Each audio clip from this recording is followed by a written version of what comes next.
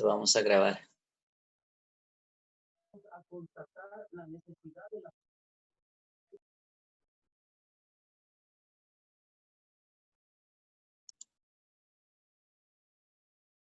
Bien, jóvenes, vamos a dar inicio a la clase de antropología filosófica. En primer lugar, voy a empezar haciendo un breve resumen de lo que habíamos trabajado en las clases anteriores. Sobre todo, el hecho de que la filosofía, como el amor a la sabiduría, nos permite reflexionar, pensar sobre nosotros mismos y sobre nuestro mundo en el cual estamos viviendo. En ese sentido, habíamos visto que la antropología estudia el ser humano y se hace algunas preguntas también para contestarse. Entre esas decíamos la pregunta del quiénes somos, nos permite preguntar hacia nosotros mismos de dónde venimos y también hacia dónde nos estamos yendo, es decir, hacia dónde va el ser humano, cuál es su trayecto, cuál es su camino. Entonces, en ese sentido, la antropología filosófica, pues, es la ciencia que trata de estudiar al ser humano en todas sus dimensiones. En la dimensión, él como individuo, pero también en relación a la sociedad, porque somos seres eminentemente sociales, como también en relación con la misma naturaleza de donde procedemos. Bueno, esa era una forma de hacer la introducción a la materia. Vamos a continuar también en esta clase trabajando una nueva temática complementaria a la anterior sobre el origen del hombre. Entonces, para eso voy a hacerles también una breve presentación de un PowerPoint. No lo haremos de todo el PowerPoint, sino paulatinamente quiero irlo explicando para que ustedes tengan una mejor referencia y mayor información desde el punto de vista de la ciencia. La ciencia en términos de conocimiento. Si recuerdo también esta idea, la ciencia significa conocimiento. El conocimiento es real, es auténtico, está basado en hechos sociales, está basado también en hechos que son históricos, es decir, que se han generado a lo largo del tiempo, a lo largo de un proceso, por eso es histórico, y eso es real, es objetivo.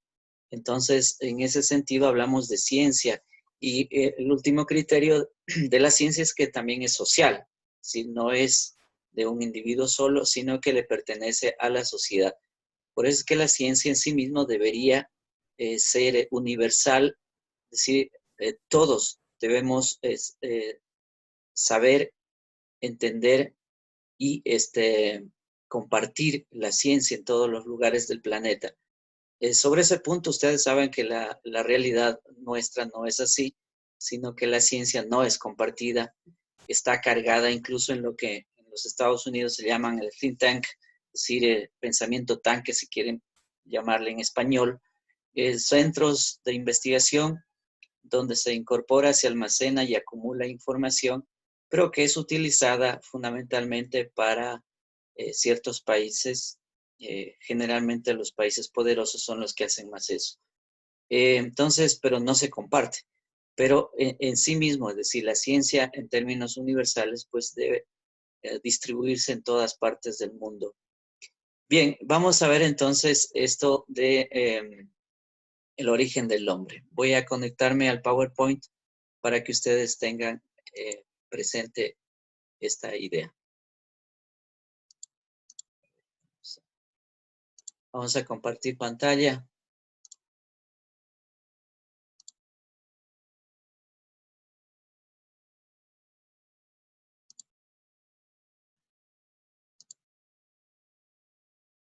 Bien, miren, ahí tienen ustedes el título de esta presentación y voy a desarrollarla paso a paso. Si es que hay alguna pregunta, ustedes activen el micrófono, también el video para poder preguntar. Hagan señas con eso. Bien, habíamos hablado que el ser humano tiene unos orígenes remotos que vienen hace 3,2 millones, 3,2 millones de años, donde se origina el ser humano, pero este ser humano proviene aún antes, es decir, cuando la Tierra se forma, hace 4.600 millones de años, ¿sí? Pero a su vez hay que retornar mucho más atrás, a la formación del Sol, hace 10.000 millones de años, y también hacia mucho más antes a la formación propiamente del universo con la explosión que se llamó del Big Bang, o también la expansión misma del universo, que se puede decir que viene también de una supernova anterior.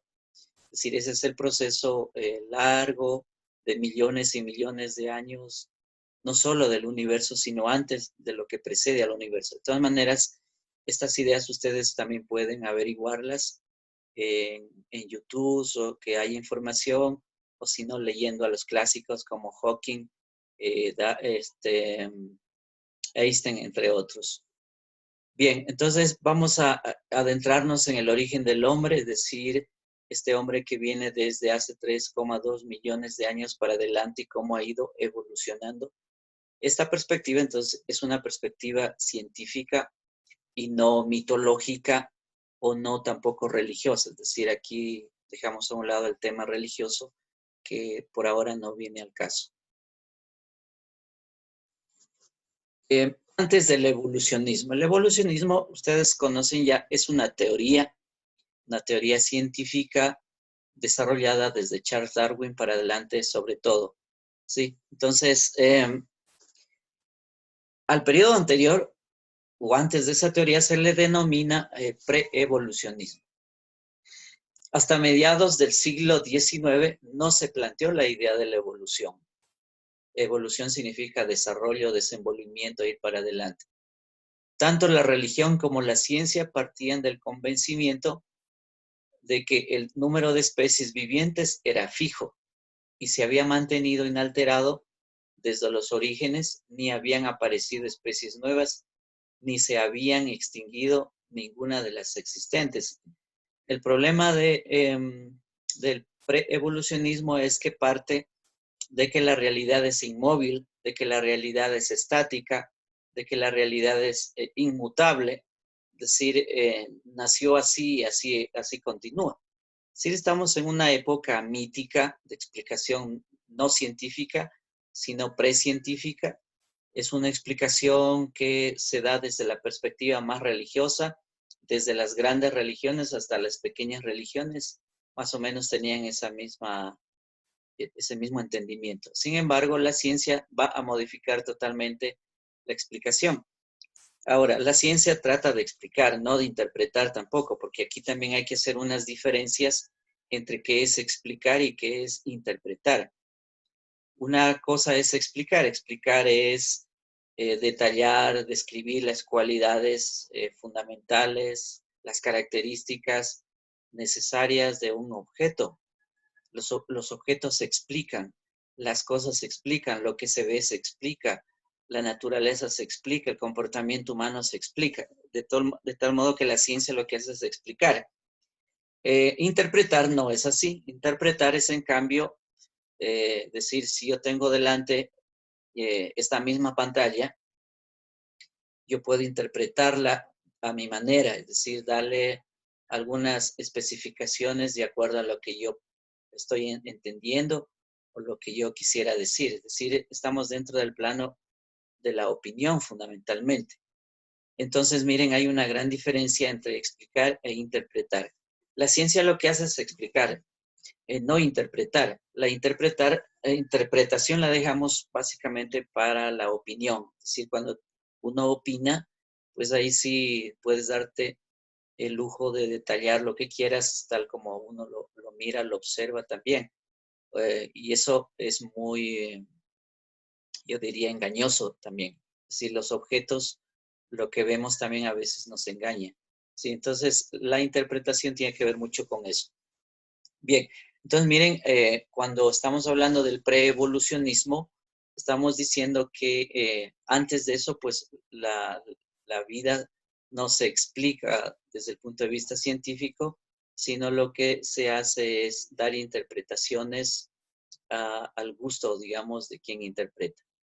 Y una de esas interpretaciones fundamentalmente es que la vida, que las cosas son inmutables, o sea, no pueden cambiar.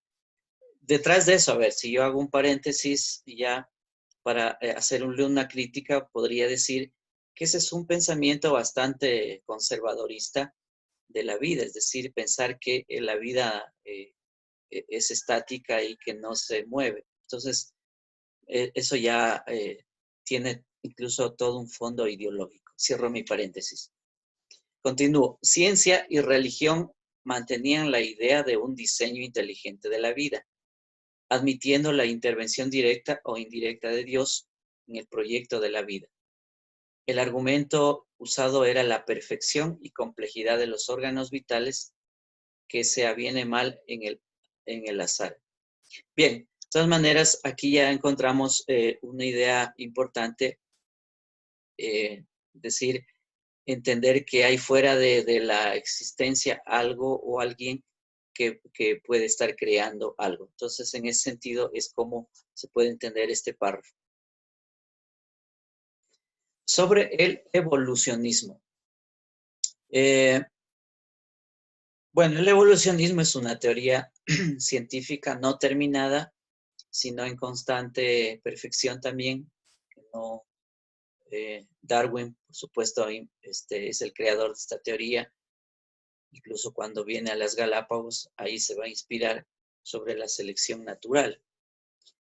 Mantiene que los organismos vivos en el curso de las épocas geológicas han sufrido una serie de transformaciones en virtud de las cuales han dado origen a seres cada vez más complejos que son sus sucesores naturales.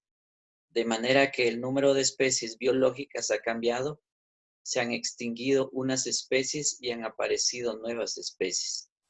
Básicamente la idea aquí es que la evolución se da por complejos cada vez mayores, es decir, desde complejos simples hasta complejos mucho más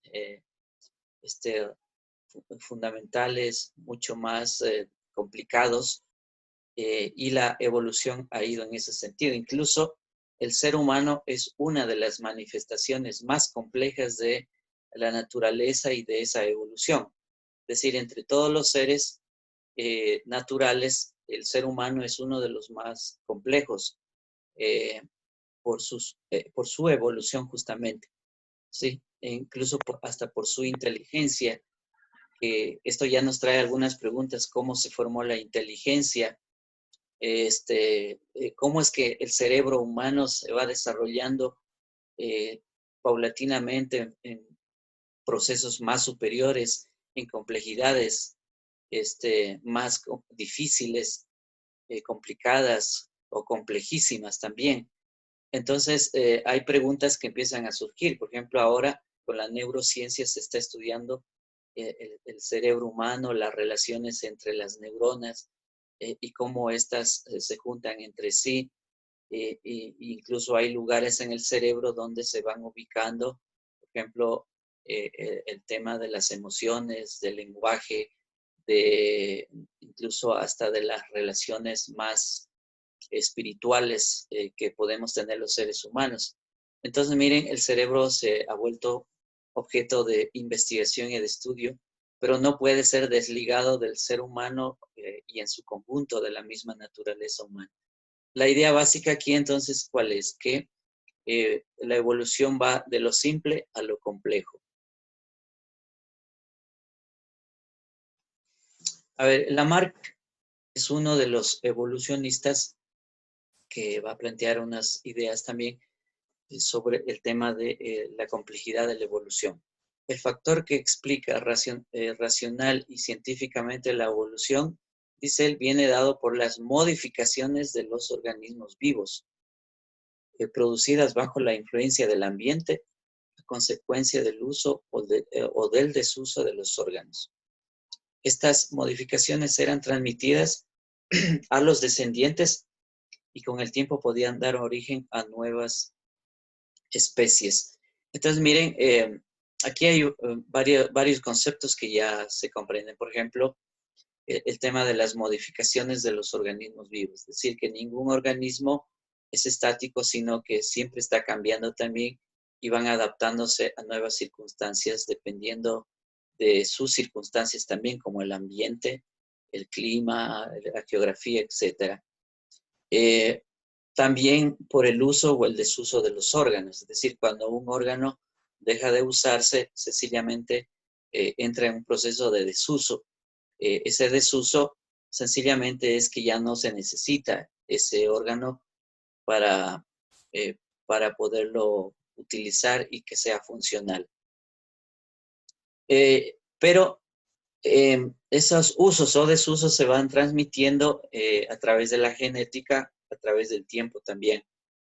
Por eso es que nosotros, los seres humanos, heredamos del pasado los genes de nuestros antepasados y que los hemos incorporado en nuestras vidas. De ahí hay que entender entonces que el ser humano es producto de su historia, de su proceso histórico, de un acumulado histórico.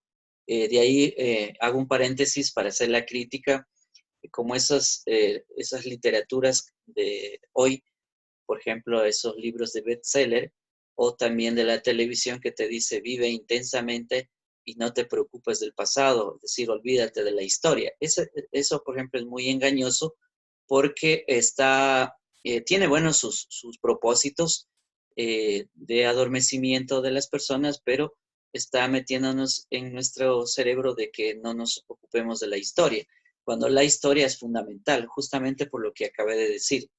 Cierro mi paréntesis entonces. Es decir, eh, los seres vivos recibimos de procesos anteriores, de genética anterior, también los genes de lo que somos en este momento. De ahí que somos un acumulado genético, un acumulado histórico de vivencias, de experiencias anteriores, porque no estamos desligados de lo que sucedió en tiempos anteriores. ¿Sí? Entonces, eso es para que quede claro de que la evolución es histórica también. Un ejemplo de Lamarck. El clásico ejemplo para ilustrar la idea de Lamarck es el del alargamiento del cuello de la jirafa. Por estirar una y otra vez el cuello para llegar mejor al alimento, consigue tener vértebras más largas que son transmitidos a sus descendientes. Actualmente esto se conoce con el nombre de teoría de los caracteres adquiridos. A ver, aquí hay un término adquirido, adquisición. Es decir, todo se adquiere. Es decir, lo que no heredamos de la naturaleza o lo que no nos viene por naturaleza, sencillamente lo recibimos por cultura. Es decir, los seres humanos, cuando nacemos, entramos a un nuevo mundo que es la cultura, la sociedad, que es la que nos recibe. Y el primer encuentro con esa cultura, con esa sociedad, generalmente es papá, mamá, los hermanos, es decir, la familia. Por eso es que la familia es fundamental en las relaciones humanas para poder evolucionar y crecer de manera mucho más productiva, más afectiva y más amorosa. Entonces, miren, el tema es que lo que no recibimos de la naturaleza, pues lo adquirimos en la cultura, en la sociedad. Entonces, esta idea de Lamarck es que se adquieren los caracteres, ¿sí? También a lo largo del proceso histórico para beneficio de los seres en general o seres humanos también.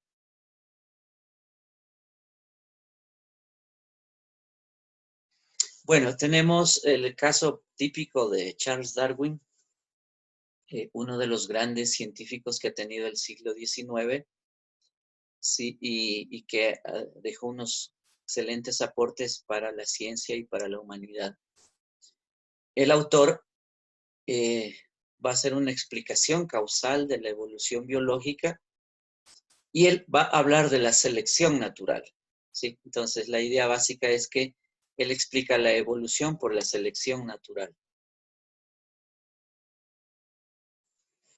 De la misma manera que un ganadero o un agricultor mejora mediante la selección y de una forma consciente las razas y variedades de animales domésticos y plantas, la naturaleza de una manera mecánica y espontánea habría realizado a lo largo de las diversas épocas geológicas una selección sustantiva de la vida y de los seres. A ver, en otras palabras diríamos que, a ver, voy a poner el ejemplo, miren, un agricultor que nosotros podemos conocer aquí cercanamente, que siembra maíz todos los años en ciertas épocas del año para, es decir, él sabe cuándo debe empezar a limpiar la tierra para poder sembrar y sabe cuándo viene también el invierno y es la época propicia para sembrar el maíz. Este señor entonces, este agricultor, lo que hace, él tiene conocimientos de eso, lo que hace es seguir todo el proceso de siembra, limpieza del maíz y la cosecha, y ya después de que ha cosechado, bueno, él lo que hace es seleccionar la mejor semilla porque necesita esa mejor semilla para la próxima siembra. De tal modo que este agricultor entonces dice, vamos a seleccionar la mejor mazorca de maíz y luego pues una vez que seleccione esa mejor mazorca de maíz, el resto del maíz lo utiliza para la comida, para los animales o por cualquier otro asunto que requiera. Entonces miren, ¿qué hay aquí? Encontramos que hay una selección, es decir, de la mejor mazorca. Es decir, ese agricultor tiene un criterio de lo mejor para que pueda continuar la próxima siembra y así sucesivamente. Entonces, miren, lo mismo pasa con la naturaleza. Es decir, según Darwin, en la naturaleza lo que se da es que los más aptos van a sobrevivir, los que tienen mejor desarrollo del organismo, los que mejor se habrían adaptado a la realidad, al ambiente, tienen posibilidades de sobrevivencia. No así aquellos seres que, en cambio, no han desarrollado los órganos que se requieren para la adaptación o que algo le falta a ese ser, pues son aquellos que sucumben y no pueden continuar viviendo. Entonces, la selección natural significa que los más aptos son aquellos que tienen mejores posibilidades de sobrevivir porque han adquirido otros órganos importantes que les permiten esa sobrevivencia.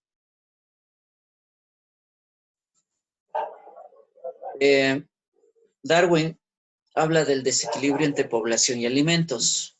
Claro, aquí hay que entender población en general de seres vivos, no tanto de los humanos.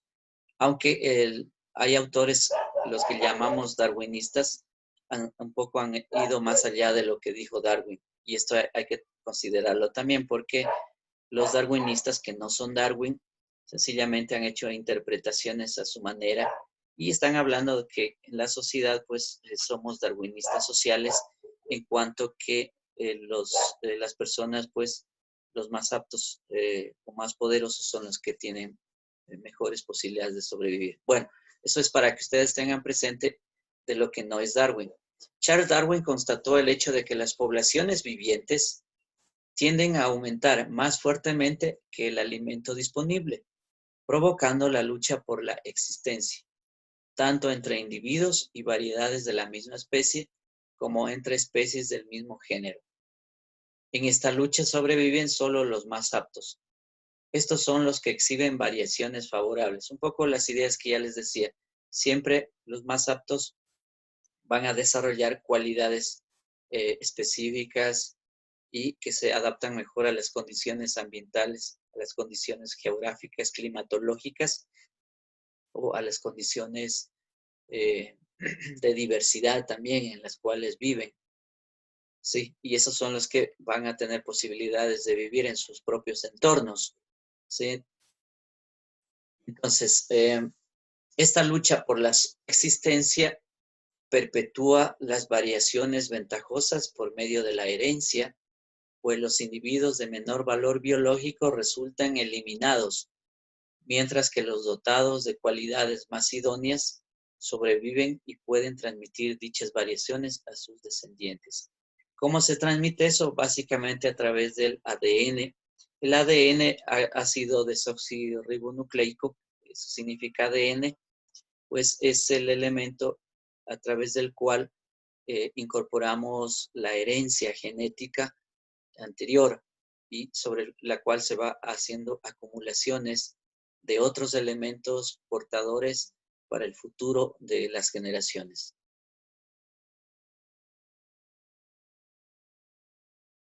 En cuanto al ser humano, hay unos cambios también graduales. La suma de pequeñas variaciones ventajosas a lo largo del periodo de tiempo enormemente largos habría determinado el origen de las especies que ahora conocemos.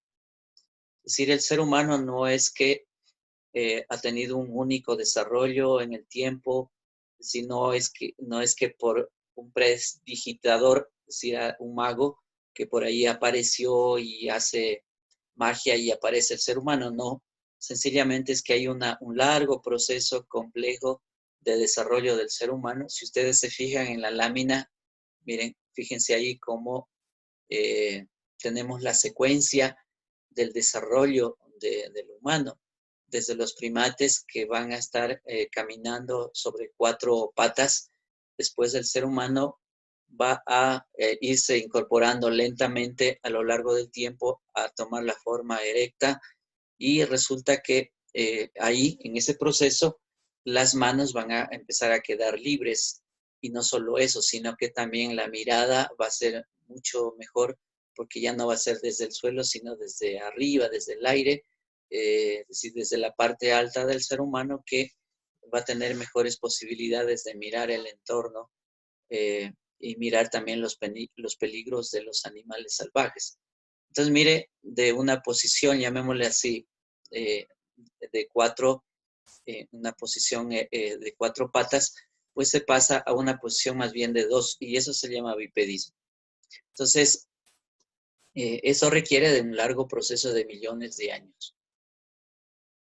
Algunas críticas que se le han hecho al darwinismo, que aquí llamamos limitaciones del darwinismo. La teoría de Darwin dejaba sin explicar el núcleo del problema de la evolución. La pregunta es por qué determinadas variaciones de los seres vivos eran hereditarias y otras no. Le era imposible distinguir científicamente en esa época entre modificaciones, transformaciones de los seres vivos que no son hereditarias y mutaciones, alteraciones del patrimonio de una especie y que sí lo son. Es decir, aquí un concepto es el de las mutaciones. ¿Por qué los seres mutan de una situación a otra?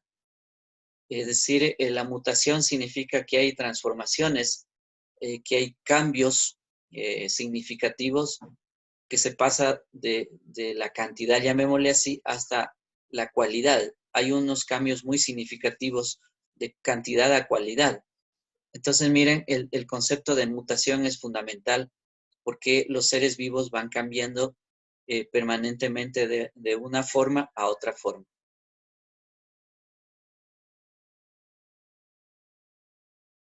La teoría sintética de la evolución. Parte del conocimiento que hoy día tenemos de la herencia biológica y en particular de las mutaciones, pues se debe al factor evolución. En la evolución intervienen 2 factores fundamentales. Primero, los caracteres de los organismos experimentan variaciones hereditarias por efecto de las mutaciones, que se producen al azar y son relativamente frecuentes. ¿Sí? Azar, a ver, azar no significa desorden. Azar tampoco significa anarquismo. Azar más bien es la combinación de relaciones que se establecen, el encuentro de objetos, el encuentro de elementos químicos, elementos naturales que se entrecruzan entre sí. Es un poco parecido a lo que nos sucede a nosotros en la vida misma. Por ejemplo, uno sigue un camino, cada quien sigue su propio camino. Sin embargo, en ese camino vas encontrando eh, otros, otros objetos, otras personas, otros seres que no estaban previstos y te encuentras. Eso es azar. Por ejemplo, ahora el mismo coronavirus es parte de esa conexión del azar, pero el azar por sí mismo no significa desorden, ¿sí? No significa anarquía, sino que los seres se entrecruzan unos con otros y en este encuentro pues se combinan, se mezclan, etcétera, se chocan entre sí, etcétera. Entonces a eso le llamamos azar. La naturaleza realiza una selección y anula a los individuos que resultan con genes desfavorables para la sobrevivencia y se queda con aquellos genes que son más aptos para adaptarse al medio. Entonces, miren, la selección significa que la naturaleza, por su propia, llamémosle así, inteligencia, porque ahí hay inteligencia, eh, es inteligencia viva, ¿sí? Entonces, resulta que los más aptos son los que tienen mejores condiciones de seguir para adelante. A ver, aquí hay una primera objeción, una dificultad de B que le hace al darwinismo. ¿Qué dice este señor B? Dice, la tesis de B es que la teoría darwiniana de la evolución no permite conocer científicamente el origen de la vida, ni llega a explicar las estructuras moleculares de la vida. ¿Sí? Ante la imposibilidad de explicar correctamente el nivel de complejidad molecular mediante la teoría clásica darwiniana, propone que aceptemos la hipótesis de que dichos niveles responden a un diseño y no a una aparición gradual, lo que supone admitir la existencia de un diseñador inteligente. Bueno, aquí B lo que está tratando es de formular una hipótesis distinta a la darwiniana, en el sentido de que dice que lo que ha aparecido a lo largo del proceso histórico de la naturaleza responde a un diseño, ¿sí? Y sobre todo ese diseño tiene que ver con un diseñador inteligente. Da a entender, digamos, como que más bien Dios sería ese diseñador inteligente. De todas maneras, es una hipótesis que debería ser probada, debe ser mostrada, comprobada de algún modo lo que dice.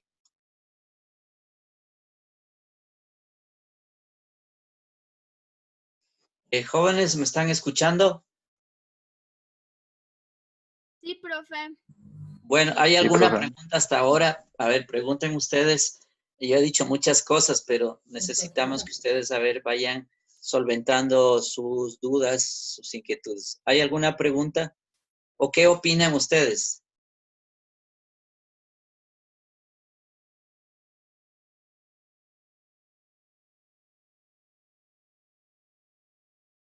A ver, ¿quién activa el micrófono?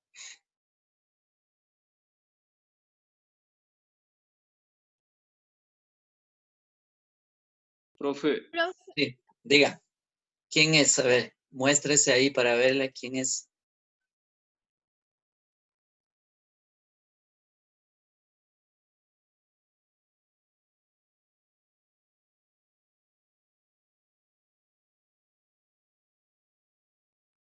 Jóvenes, Profe. sí, diga, a ver, diga. Yo tengo una duda sobre la evolución del hombre, Ya. que es, o sea, nosotros somos del Homo sapiens, ¿verdad? Sí. Hemos llegado a un punto de evolución para la adaptación del entorno, o sea, del ambiente. Y Sí, ahora mi duda es, nuestros parecidos, o sea, los monos, los chimpancés, ya. orangutanes, etcétera, también siguen ese proceso de evolución, quizás puede que lleguen a tal inteligencia como la de nosotros, o quizás a nuestro físico. Esa es mi duda, profe, quería saber si siguen en evolución. Sí. Mira, la teoría de la evolución hay que entenderla de que en realidad todo lo que sabemos hasta ahora ha tenido ese proceso de millones de años y continuará así, es decir, eso seguirá para adelante. No creo que pare, porque la Tierra también, a ver, aquí hay varios autores que dicen que la Tierra tendrá la misma vida que ya tiene ahorita, es decir, si la Tierra apareció hace 4.600 millones de años, lo que le queda también es esa misma cantidad de tiempo, de existencia. Entonces, eso hay que considerarlo en primer lugar. Y mira, desde los 4.600 millones de existencia hasta ahora, pues mira lo que ha evolucionado este planeta. Solo estoy hablando del planeta Tierra, sin hablar del resto, es decir, del universo en general. Pero solo hablando del planeta Tierra, podemos decir que el proceso de evolución continúa.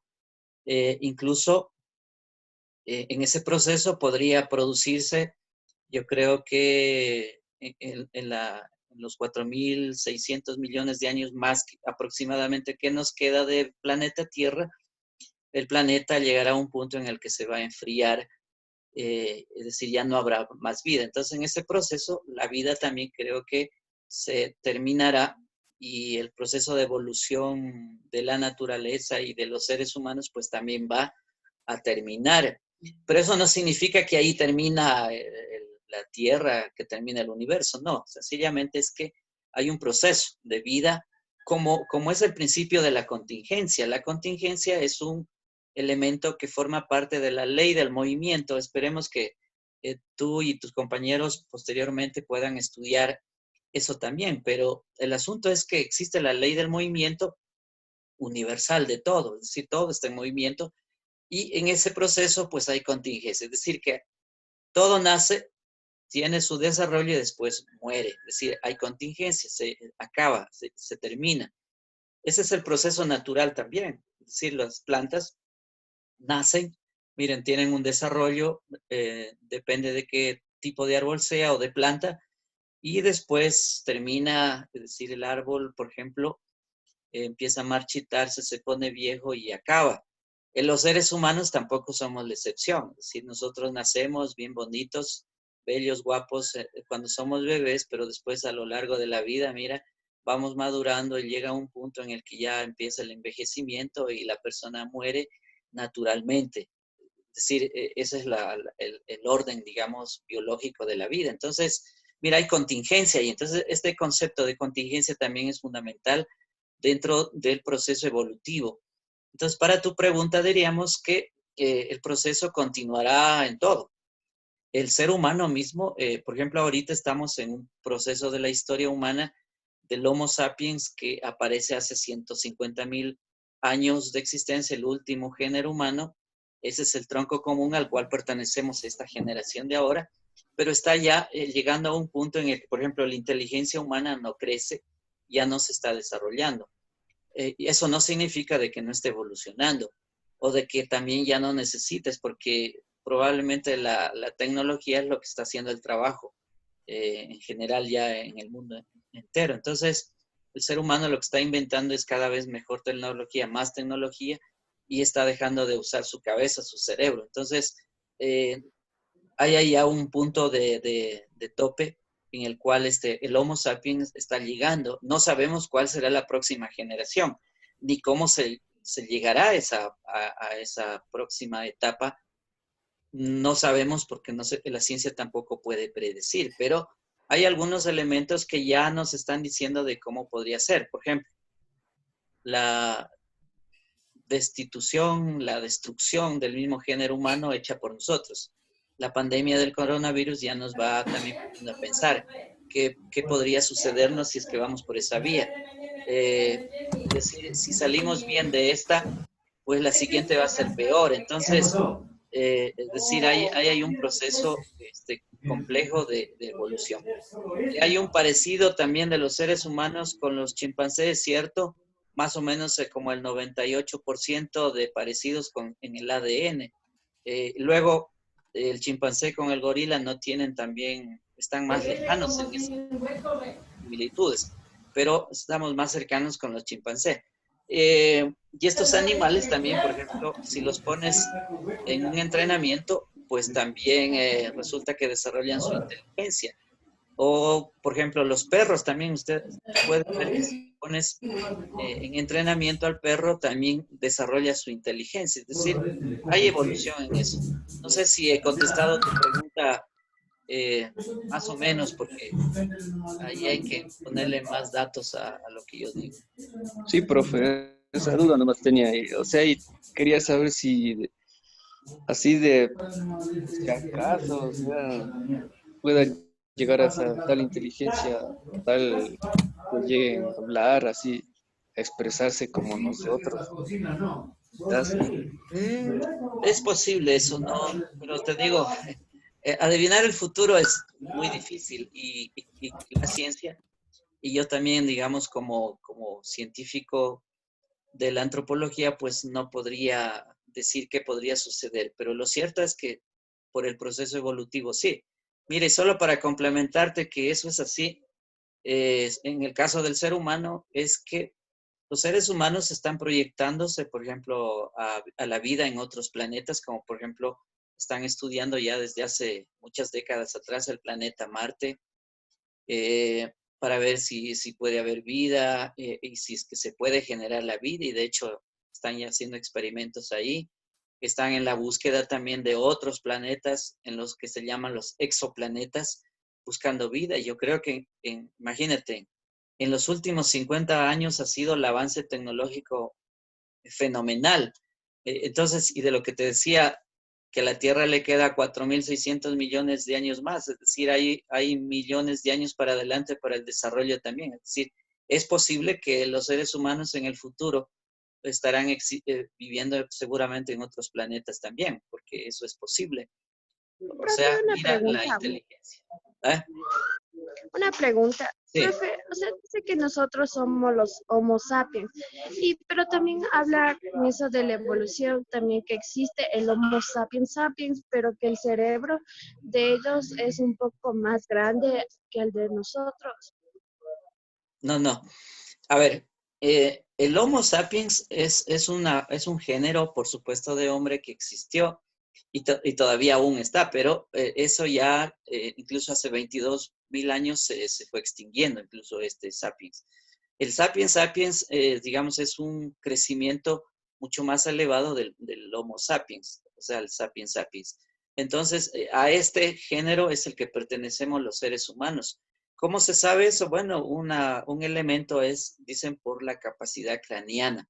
Es decir, se ha venido midiendo el desarrollo humano también por el desarrollo de su capacidad craneana, que se lo hacen centímetros cúbicos de medición.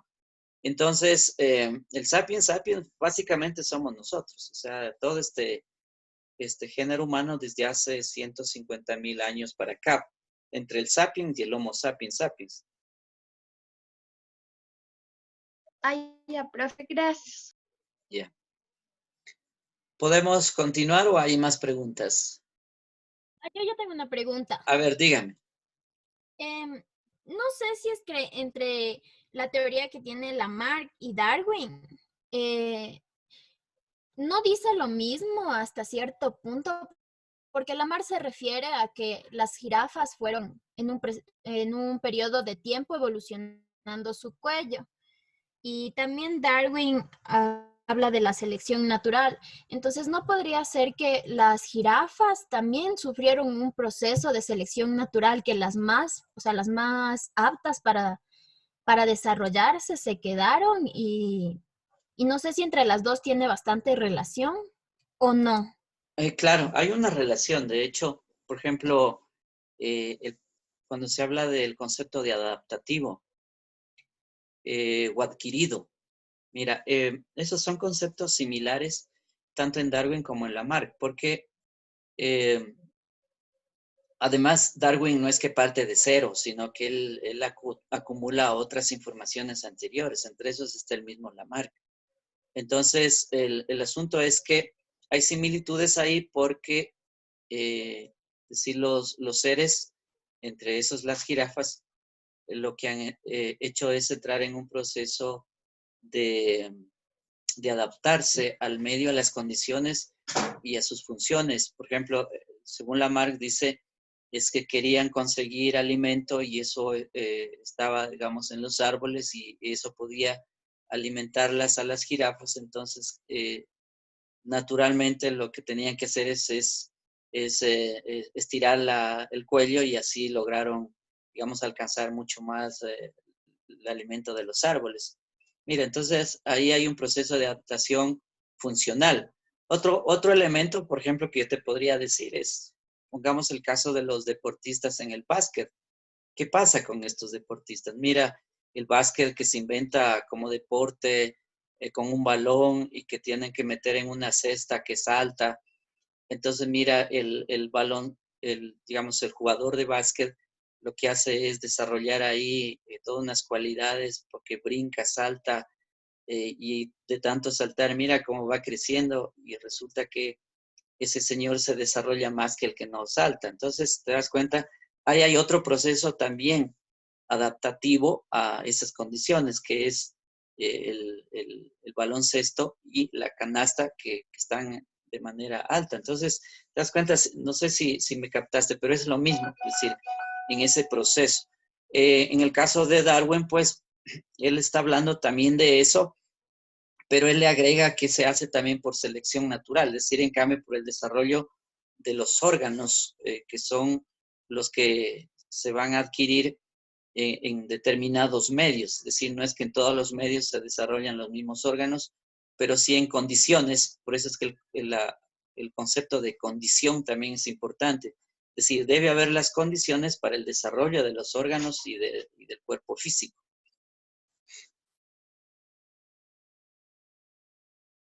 Ya, muchas gracias, profe. Ya. Bueno, jóvenes, voy a hacer una breve más presentación y vamos a ir terminando con el curso y también para explicarles cuál es el debate que vamos a tener para la próxima semana o hasta la próxima semana. A ver, sobre las evidencias del hecho evolutivo. Evidencia, a ver, este es un criterio científico. ¿Cómo sabemos que algo es correcto o está bien o existe? Pues por las evidencias. La evidencia significa que un científico, un estudiante o un profesor que está dedicado a aprender, a tener conocimiento, tiene que evidenciar algo para decir que es real. Si lo evidente es lo existente. Si no existe, si no es real, si el objeto no es real, entonces decimos que no es evidente. O sea, no existe. Por eso es que es muy importante la prueba. La prueba significa de que las cosas, lo que decimos, lo que hacemos, los hechos deben ser mostrados para poder decir que son evidentes. Entonces, miren, este es un concepto muy importante, el tema de las evidencias, porque esto nos enseña y debe enseñarnos a nosotros también en nuestra vida diaria, es decir, ¿qué es lo evidente? ¿Cuál es lo evidente? ¿Cómo entender lo evidente? ¿En qué está basado los hechos que creemos, que decimos? Por ejemplo, cuando el medio de comunicación te dice algo, ¿cuál es la evidencia? ¿Hay evidencia de eso? ¿Sí? Entonces, esa es la evidencia. La evidencia es muy importante como criterio científico. Las evidencias del hecho de la evolución las encontramos en diferentes escalas, fundamentalmente diríamos dos escalas, una la que se llama macroevolución y microevolución. Macroevolución, macro significa grande, amplio, extenso, y micro lo más pequeño, porque la naturaleza está hecha así, que va de lo micro a lo macro, es decir, desde lo más pequeñito, que pueden ser los átomos, generalmente es el átomo, los neutrones o los electrones, etcétera, lo micro, y va hasta a lo más grande, lo macro, que significa lo que se desarrolla por el conjunto de lo micro y viceversa. Entonces, hay la macroevolución y la microevolución. ¿Cómo evidenciamos en esa macroevolución? Fundamentalmente por los registros fósiles, es decir, hay la arqueología, la paleontología, que son ciencias o la misma antropología biológica o la antropología evolutiva, que se dedican justamente al estudio de estos registros fósiles, y ahí hay técnicas y hay métodos para poder hacer mediciones de eso. Y lo otro es la biología molecular. La biología molecular es la que se encarga fundamentalmente del estudio de las moléculas pequeñas. Sobre todo hay dos tipos de moléculas que se dedican los señores que estudian esto, como por ejemplo es el ADN, o sea, el ácido disoxirribonucleico, eso significa ADN, y este ADN pues está en todos los seres, ¿sí? Todos compartimos el mismo ADN. Y el otro es las proteínas, es decir, la biología molecular estudia las proteínas que son parte también del ser humano.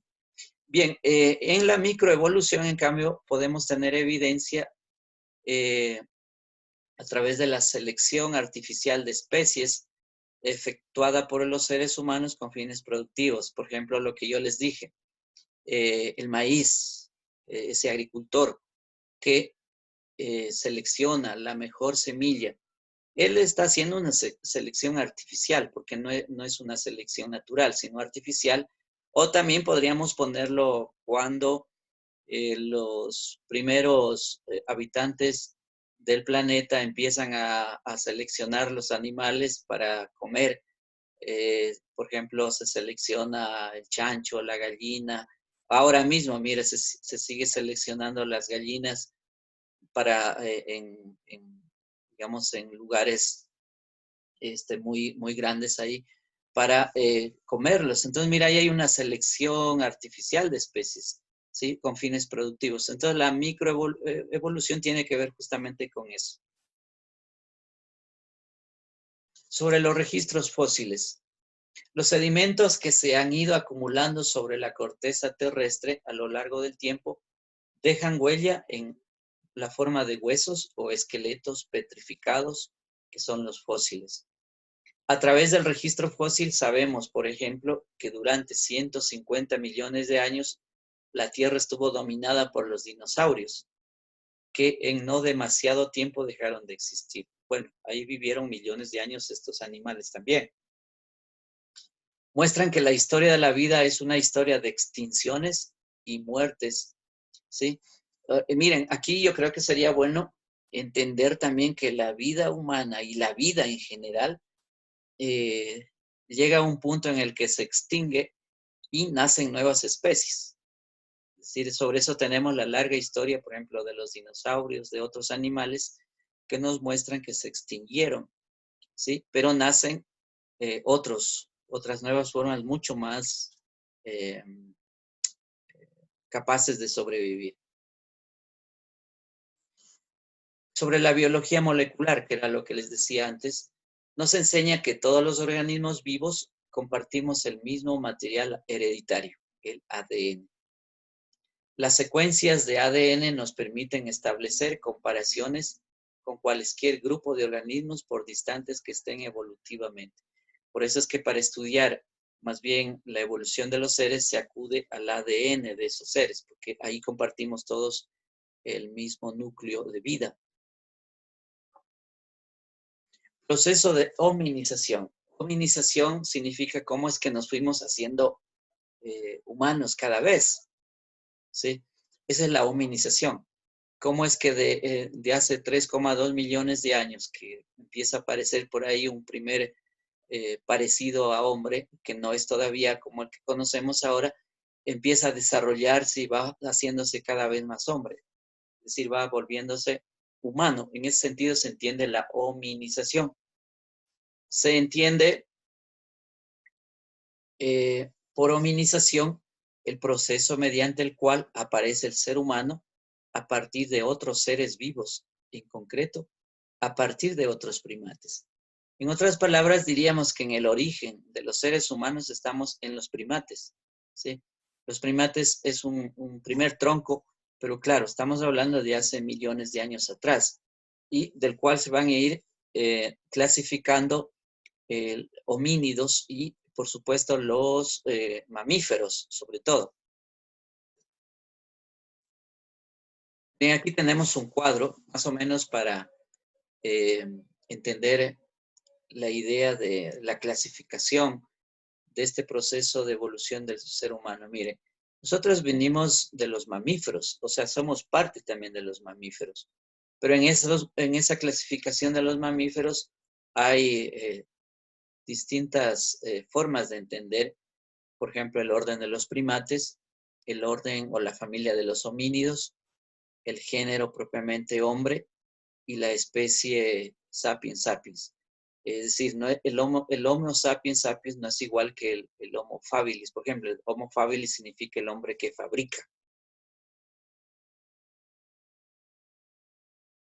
Semejanzas en el ADN.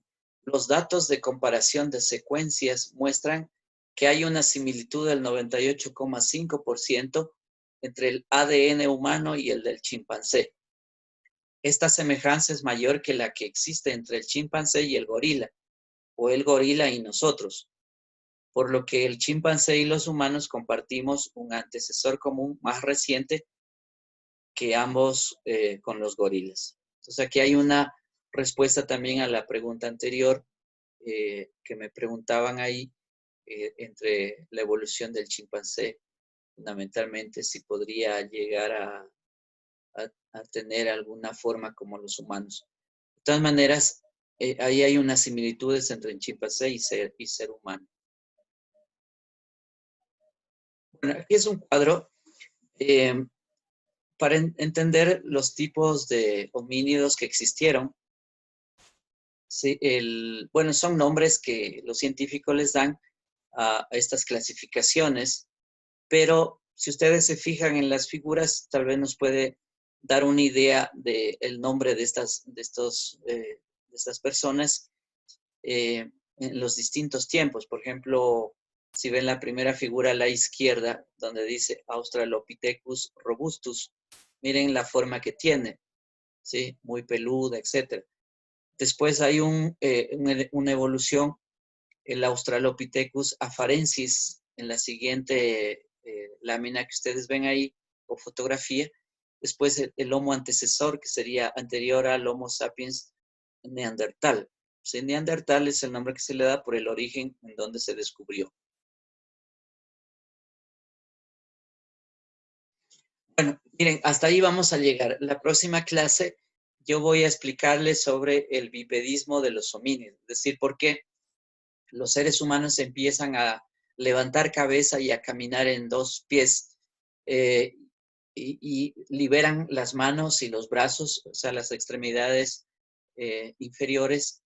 ¿Por qué las liberan? Y luego, ¿por qué el cuerpo erguido? ¿Y qué es lo que va a producir todo este desarrollo?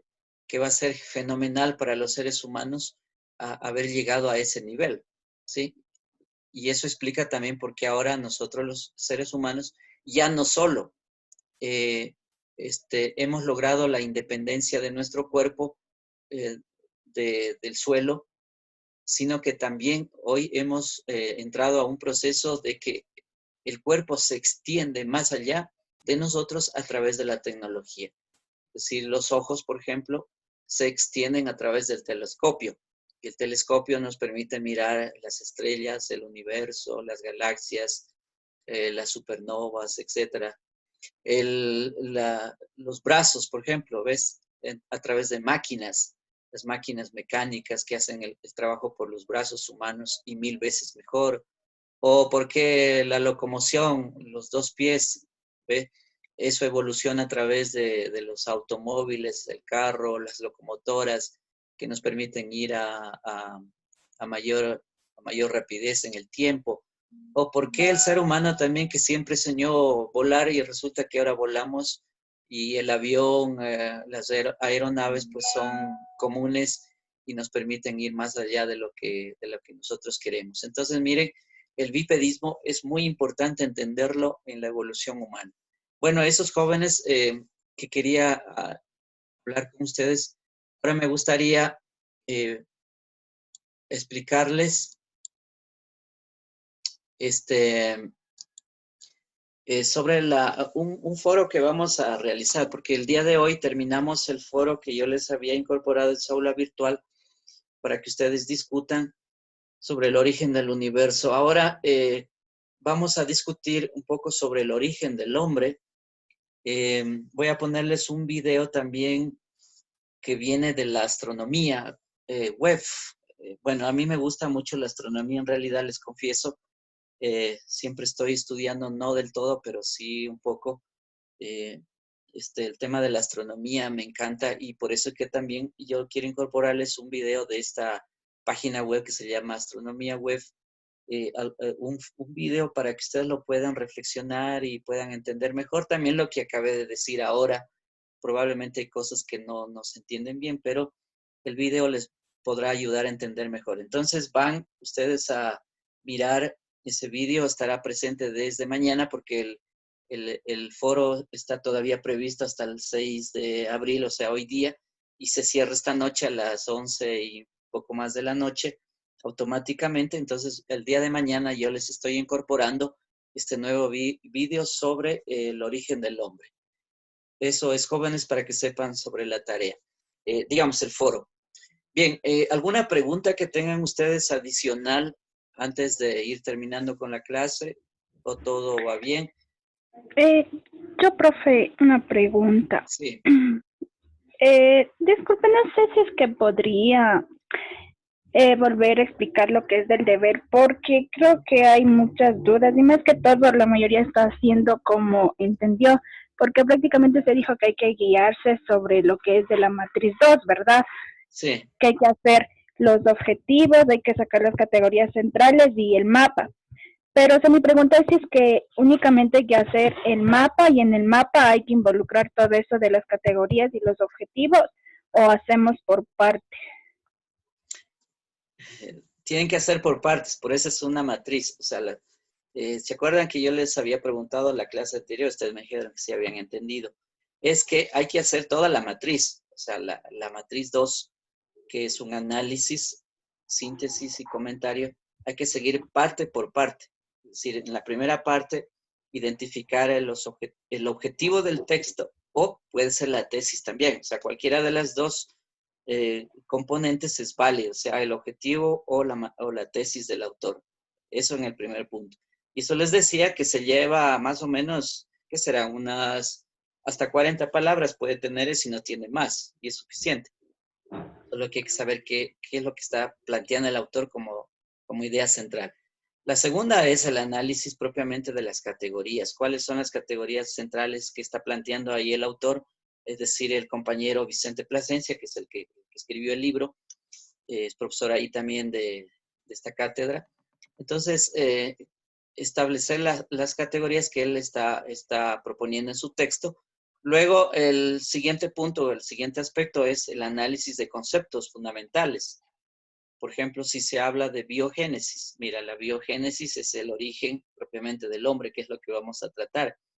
Es decir, ¿qué es la bio? Bio es la vida, entonces ahí tienes ya un concepto. Entonces hay que analizar el concepto de la vida. La génesis es propiamente el origen de la vida. Entonces ahí tienes el complemento de ese concepto del origen propiamente de la vida.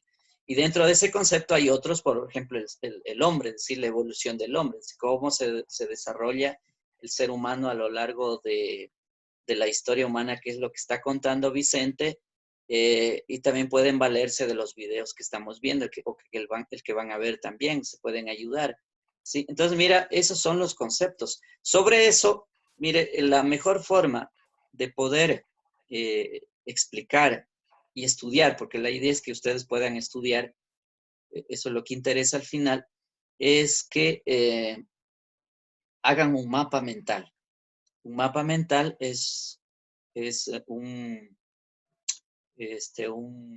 esquema en el cual se parte de una idea central y luego se establecen otras ideas secundarias, ¿sí? En forma, digamos, secuencial.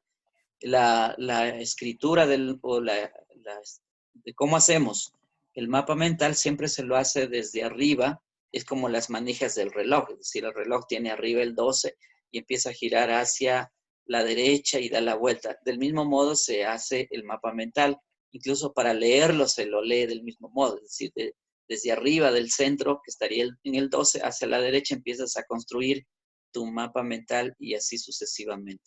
Ese es el mapa mental. Y por último, es el comentario que hay que hacerle. Entonces, mira, todo eso es parte de la tarea, ¿sí? Entonces sería, Gracias, Listen, ya, ahí sí Bueno, ya quedó claro. ya.